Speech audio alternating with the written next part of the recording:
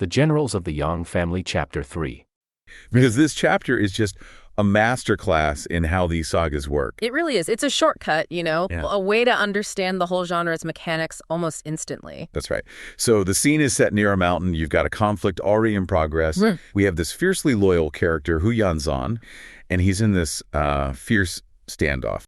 So let's get into it. The dust, the shouting. Right. Hu Yanzan is out front. He's in his armor, spear ready, full of bravado, and he's yelling at the opposition something like, "You troublemakers, you still dare to fight me." He's operating under the assumption that this is just a normal military fight. Whoever is stronger wins. But the story just pulls the rug out from under that idea. Instantly. Before the fight can really get going, two figures show up. One is Ma Zong from the other side, And the other is Lu Shi. who turns out to be Hu Yanzan's mother, which nobody on the battlefield knows yet. And this is where the whole dynamic just flips.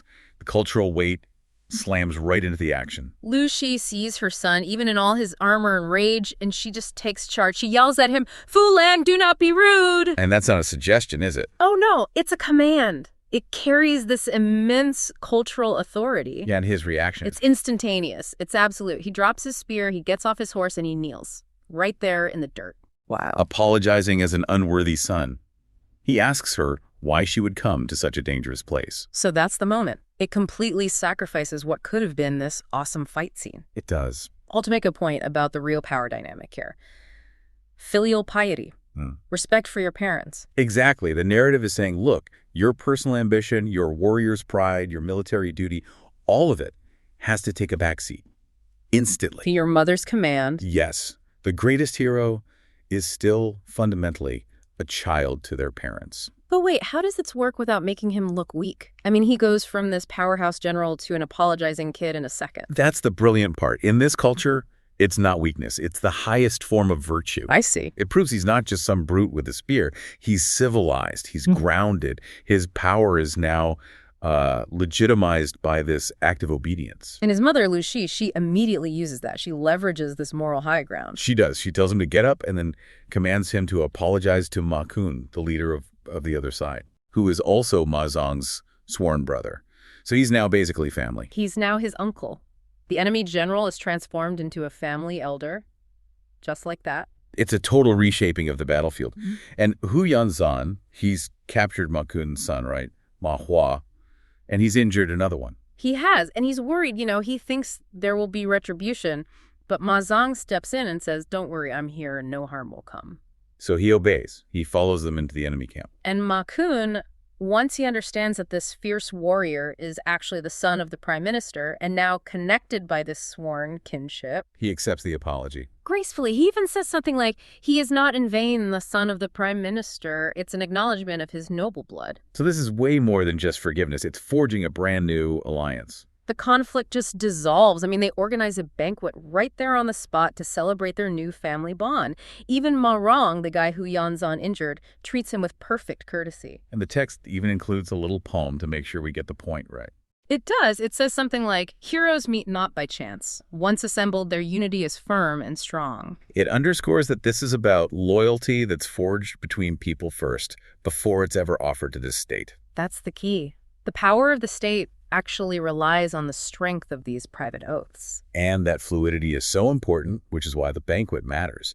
They have to seal this deal. Because the political ground is always shifting. And speaking of sealing deals, that brings us straight to Ma Kun's rather timely marriage proposal. Yes, the celebration is in full swing, and Ma Kun decides this is the perfect moment. He proposes a marriage between his daughter, Jin Tunyang, the gold-head lady, and Hu Yanzan. And this is where we meet a really fascinating heroine, because her father is brutally honest about her. Oh, completely. He's very practical. He says straight up that she is ugly in appearance. Mao Sui Shilu. A pretty blunt description. It is, but he immediately follows it up with the most important detail. She has incredible martial arts skill, Yu Wu Yu. So, in this world, her value isn't her looks. It's her competence, her strength. Absolutely. It's a narrative requirement. A hero like Hu Yanzan can't just marry anyone. His partner has to be an equal in the heroic world. She has to be a resource, not just a prize. Exactly. And she is definitely not a passive prize. Ma Zong loves the idea, but Jin Tunyang, she has her own terms. Right. She agrees, but only if they have a duel. A high-stakes duel. She reminds them that the last time they fought, there was no clear winner. So she's basically saying, you're a worthy opponent, but you haven't proven you're better than me. She is setting the terms of her own courtship. And Hu Yanzhen, of course, is eager to prove himself and agrees right away. So they gear up and head to the training ground. The Zhaoqiang and their new family is all watching. And they start with spears. The text says they fight for over 20 rounds. And it's a draw. No victory or defeat determined. They are perfectly matched. Which just confirms her status as his equal. This isn't going to be an easy win for him. Not at all. So, since the spear fight is a stalemate, Jin Tunyang decides to change tactics. She thinks, his spear work is too good, let's test his archery. And she pretends to flee on her horse, heading for the general's platform. A classic move. It's the ultimate test of speed and precision. She wheels around and fires 3 arrows at him, one after another. And he dodges all of them, showing off his own incredible skill. And then he says, am I the only one who can't shoot? This is the climax of the duel, the peak tension. He takes out a single arrow. Just one.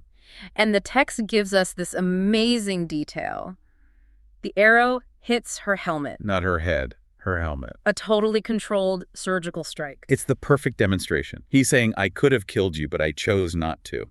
It proves his superior skill without being dishonorable. And the crowd loves it. They start cheering. The precision is the key, isn't it? It's not just about overpowering her, it's about control. It is. And before it can go any further, Ma Zong runs out and stops them. You, our family, cease fighting. The test is officially over. And Jin Tunyang, she lowers her head. That's her consent. The father, Ma Kun, understands immediately. He has incense burned, an oath is sworn, and they are married, right there on the training ground. So he's married?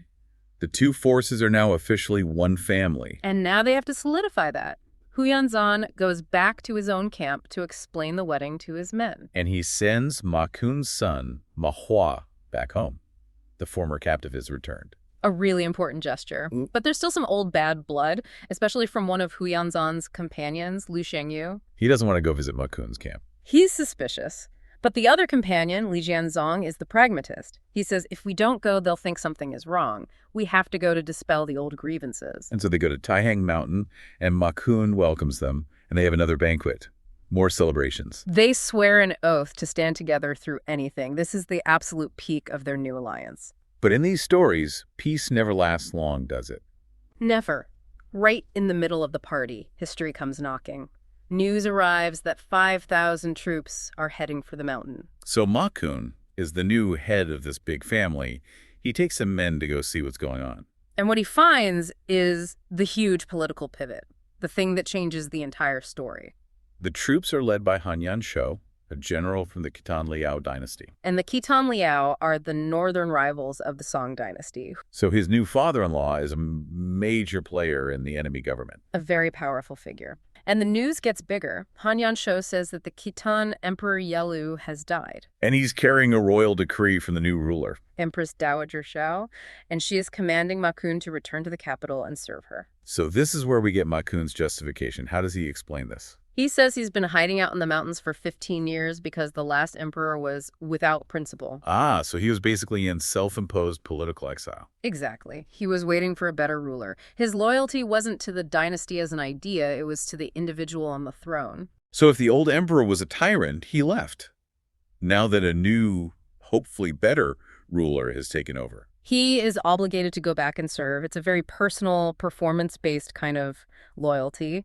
And it justifies his immediate decision to rejoin the Khitan court. That is a huge concept. It's not about blind patriotism. Not at all. It's about opportunity and good governance. So Ma Kun makes his choice. Yeah. And then he has to divide up his forces. He does this very strategically. He leaves 2,000 soldiers on the mountain, and he leaves his daughter, Jin Tunyang. So he leaves the family core of the alliance behind. Yes. And he takes his 5,000 loyal soldiers and his sons, Ma Hua and Ma Rong, and heads back to the Khitan capital. And what about his new son-in-law, Hu Yanzhen? His instruction is very specific. He tells him to wait for an official summons from his court. The court's call for pacification recruitment. And so Hu Yanzhen and his men start recruiting soldiers, getting ready for that call. Okay, let's shift scenes. It all kicks off in Kaibo 9, that's 976 AD, in the third month. The initial intelligence the Song Taizu gets is simple, but it's potent. Liu Yun, the northern Han ruler, is actively preparing for war. And the source says what? The source reports he was terror-morting, constantly training his troops, day and night. So this wasn't just readiness, this was signaling a potential offensive. Exactly. It's a looming threat, and it forces Taizu's hand. It sets up this first major strategic deliberation. Do they consolidate what they have, play it safe, or do they strike first? And the initial advice was to play it safe. Initially, yeah. Caution was the ruling sentiment. His chief strategist, Zhao Pu, he advised delay. He argued that it was not yet the moment to risk an invasion. Which makes sense. That's the hallmark of a mature, consolidating power, right? Yeah. Don't risk what you've already got unless the conditions are perfect. Right. Zhao Pu wanted to wait for some kind of, greater systemic weakness in the Han. He wanted to ensure a guaranteed victory, not just a successful raid. But history doesn't wait. And this is where the whole thing pivots on the report of a single individual. The Gita military governor, Gao Huaide, steps in, and he completely challenges that prudent, cautious line of thinking. He does. He urges immediate and really aggressive action. And what was his intelligence? What did he know that the chief strategist didn't? Gao Huaide brought crucial, on-the-ground intelligence. He reported serious internal dysfunction within the Northern Han leadership. So infighting. Exactly. He claimed the local civil and military officials were, they weren't harmonious. They were basically at each other's throats. So his argument wasn't about troop numbers or logistics. It was about political opportunity. He saw an open wound. Yes, a wound that Zhao Pu's careful timetable would have allowed to heal. And Taizu choosing Gao Huaide's advice over his own chief strategist. That's fascinating. He's prioritizing opportunistic risks over measured stability. It says a lot about Taizu's character. He saw that window of vulnerability, and once he accepted the advice, the operational speed was just blistering. Absolutely. The decision is made, and the force they send is massive. It's 100,000 elite troops heading straight for Luzhou. And the leadership structure is key. It's split between military might and political oversight. Right. Gao Huaide, the guy who argued for the attack, he's made vanguard, the spearhead. While Pan Renmei is appointed supervisor, he's there to handle overall discipline, make sure the army stays politically loyal, cohesive. So Gao Huaide brings the skill, Pan Renmei brings the imperial authority. A very formidable combination. They're marching with conviction, superior numbers. Okay, so let's flip over to the other side. The Northern Han Kingdom. Liu Jun is obviously greatly alarmed. How do they decide to counter this massive, fast-moving threat? Well, their initial reaction from the general staff, it wasn't fear, it was just this disastrous display of overconfidence. A general named Zhao Sui volunteers to meet the Song head-on. He just dismisses the threat. Pretty much. He argues that the Song soldiers must be weary, resentful from all their continuous campaigning. So he's looking at their past, not their present. It's a profound error. He's basing his assessment on the historical effort of the Song, but he's totally ignoring their current momentum, their morale, the quality of these 100,000 elite troops. He thinks they're exhausted. Ripe for defeat. Instead of what they actually are. A well-led, highly motivated invasion force. And that faulty premise leads directly to a faulty deployment. Of course. Zhao Sui takes command, the Xingjun Dubushu. He leads 50,000 troops, so about half the Songfais, with his vanguards Lu Xiang and Huang Jun. And they set up just outside Luzhou, 20 li, which is what, 6 or 7 miles? Right on the city's doorstep. So the clash is immediate. It is. The initial engagement is, well, it's exactly what you'd expect. Gao Huaide, the Song vanguard, rides out to meet Zhao Sui. They fight a personal duel. And how does that go? It lasts 10-plus rounds. It's a grinding, inconclusive struggle. It actually shows that Zhao Sui, on a personal level, was a pretty competent fighter. But personal skill doesn't win the battle, especially when you've underestimated the enemy's entire army. Precisely.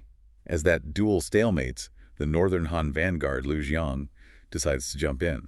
But he runs straight into another Song general, Gao Huaiyang. And this is where that one surprising detail from the sources just turns the entire tide of the battle. Tell us about the weapon. Right. So Gao Huaiyang was wielding a segmented steel whip, the Zhuti Gangbian. A steel whip? Yeah, but it's not flexible like you'd imagine a whip. It's rigid, it's heavy. It's designed for crushing armor and bone. Oh, wow. And in a split second, Huaiyang strikes Liu Xiang in the head with it. Kills him instantly. That one specific detail, the weapon, the immediate spectacular death, that must have sent a shockwave through the Northern Han lines. It was a devastating blow, both psychological and operational. Imagine Zhao Sui.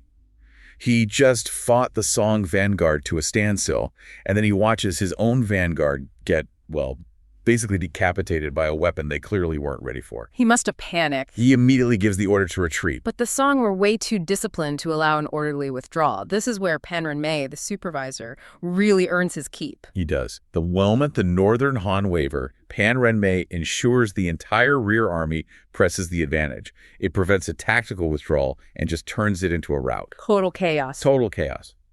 The northern Han suffered countless deaths. The Song pursued them for 20 light before halting. It was a crushing, unambiguous victory. Proving Gao Huaide's gamble on that internal Han weakness, it paid off massively. Hugely. That speed, the totality of the defeat, it must have forced a radical reassessment. The initial strategic arrogance is just gone, replaced by pure state-level panic. Absolutely. Zhao Sui manages to get back to Zhezu, but he sends an immediate urgent message back. He admits the Song forces are strong and fierce. He knows he can't hold out without help from the capital, Jinyang. Then he says what? His assessment is simple. Time is of the essence. So now Luzhou is facing a full-blown disaster. His first move failed instantly. And this goes beyond just replacing a failed commander. This reveals a catastrophic failure in their entire general staff. And that institutional failure is articulated by his advisor, Ding Yi. Ding Yi gives Lu Xun probably the most blunt piece of advice a ruler can hear. Which is? Simply put, other generals are no match for the Song. It's an admission that their whole pool of commanders is inferior to the invading force. Wow. So the diagnosis leaves only one solution. Only one. And this brings us to the introduction of the legendary figure himself, Yang Lingon, or as we know him, Yang Ye. And he's far away, commanding significant forces in Shanhu. The language used in the imperial summons. It really captures the desperation of the moment. Lu Xun sends an envoy with gold, with treasures. It's basically an open checkbook. But it's the message itself. The edict is just raw desperation. He defines the situation as a burning eyebrows crisis. A burning eyebrows crisis. I love that. It's an appeal that just cuts through all the formality. He's begging Yang Ye, based on his loyalty, his heavy troop presence, to save the state from immediate destruction. The political maneuvering is gone. All that's left is urgency. So Yang Ye gets this message, this desperate cry for help, and he gathers his generals. They acknowledge how serious it is. They know their own reputation was earned in battles against the earlier Zhou dynasty. They know they're the last line of defense. But the response inside his own camp is split. And this leads to one of the most interesting strategic arguments in the whole narrative. You have one side, and it's embodied by his own son, the seventh son, arguing for delay. Wait, delay? Their state is collapsing and they want to wait. What was the logic there? It was a calculated form of defense. The seventh son suggested waiting until the Song forces were already bogged down and will be struggling or surrounded near the capital region of Hedong. So let the enemy wear themselves out on a siege. Exactly. Let them expend resources, get tired, and then you come in and deliver the final decisive blow. It sounds cautious, but it's also a highly risky strategy. You're betting on the Song's discipline to fail. That seems like an enormous gamble. I mean, if the Song army moves as quickly as they did on Luzhou, waiting until they are surrounding the capital, you might not have a capital left to save. Precisely. And this is where Wang Yi, Yang Yi's trusted advisor, he steps forward with the core strategic insight of the entire conflict. And he just successfully dismantles the whole strategy of delay. And he uses these two killer analogies to hammer home the point, right? Duty and urgency. He does. He first appeals to the fundamental principle of loyalty. Yeah. When the Lord calls, you respond immediately. You don't even wait for the carriage to be harnessed. It's about absolute, immediate duty. But his second analogy, that's the one that historians remember. It's the one that just clarifies the decision for anyone. Go on. He states, rescue is like putting out a fire. Ah. If you wait until the fire has consumed the building, or in this case, until the Song are literally at the city gates, your intervention becomes useless effort. That is the moment of clarity. It is. It cuts through all the tactical stuff, the fatigue, the positioning, and it just focuses on the critical nature of the crisis. Yang Ye agrees instantly with Wang Yi. Immediately. He prioritizes urgent action. He leaves right away for Jingyang, but not without ensuring stability. He entrusts his eldest son, Yongping, to guard the vital position of Yingzia while he's gone. The psychological weight of that must have been enormous, leaving a critical defensive post knowing you are the one and only option left. It's everything. So when Yang Ye arrives at Jinyang, the royal reception he gets just underscores Liu Yun's relief. He's greeted with Wuyuge ceremony and these incredibly generous gifts. This isn't how you treat an ordinary general. This is how you treat the man who holds the fate of your nation in his hands. It's a political move. How so? By treating him with that kind of ceremony, Liu Yun is signaling to everyone that Yang Ye is above the fray, he's above the failed generals, he is the complete, unqualified trust of the throne. And yet Yang Ye is all business. Liu Yun hosts this lavish banquet for him, and Yang Ye initially refuses to even go. He argues he hasn't earned the feast yet. He hasn't alleviated the distress of the realm. It's a powerful statement of professional discipline. He's there to fight, not to feast. But Liu Jun needs to send him off with absolute confidence. He does. And he assures him that victory is inevitable just because he, Yang Ye, is leading the charge. He uses that classic phrase, success is guaranteed the moment you arrive. The trust is absolute. It is. Yang Ye accepts the commission, the promise of a heavy rank. If he's successful, he drinks the toast, and then immediately departs. His focus is on the operational crisis. No time wasted. He just bypasses any political celebration, leads his best troops straight to Zizou, and sets up camp right where the Northern Han forces had retreated. He puts himself directly in the path of that victorious, aggressive Song army, ready to finally put the crisis to the test.